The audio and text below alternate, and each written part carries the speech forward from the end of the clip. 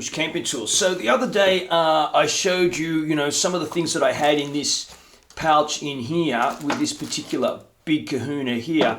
And what I didn't have in the pouch I'll show you was one of these things, a cigarette lighter. Well, I think you all know, and I've talked about this before, these things are great, these disposable lighters, big type lighters. This one is a non-refillable one. It doesn't really matter that much whether it's refillable or non-refillable, as long as it's full up and ready to go.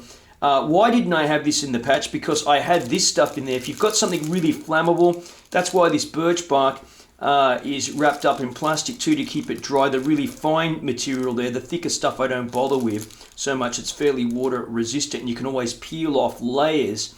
You see me doing that in a recent video maybe, to get at much drier layers inside, very thin layers, and they will easily catch from one of the sparks from one of these fire steels. This one here being a 40-year-old plus Swedish fire steel. These ones are just generic. I think I've got some other ones. There's another one in here too. These are a couple of generic Asian Chinesey ones, but I've scraped them here already. You see, they've already been scraped. These are not brand spanking new, and the reason is because I've tested them. I know they're going to work, because not all fire steels are created the same with the same alloy content, and you could have a fire steel, stick it away brand new, here's the tip, and go to use it, and it doesn't produce many sparks at all. So that's why these are scraped up, because they have been used and I know they're going to work. So that's important on there.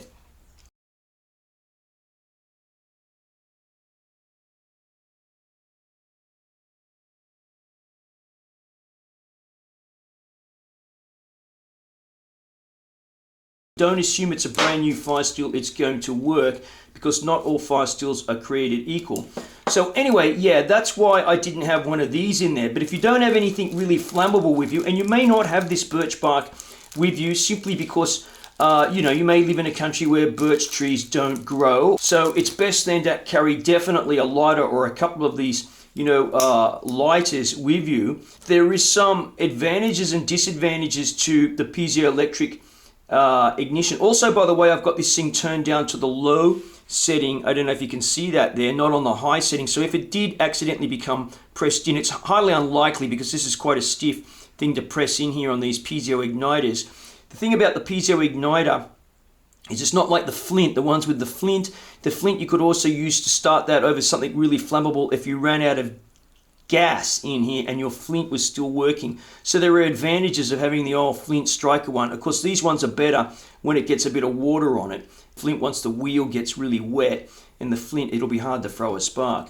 So yeah, there you go. Anyway, that's what I didn't show the other day, which could be, depending on where you are and what you're thinking about doing, included in one of these pouches like that.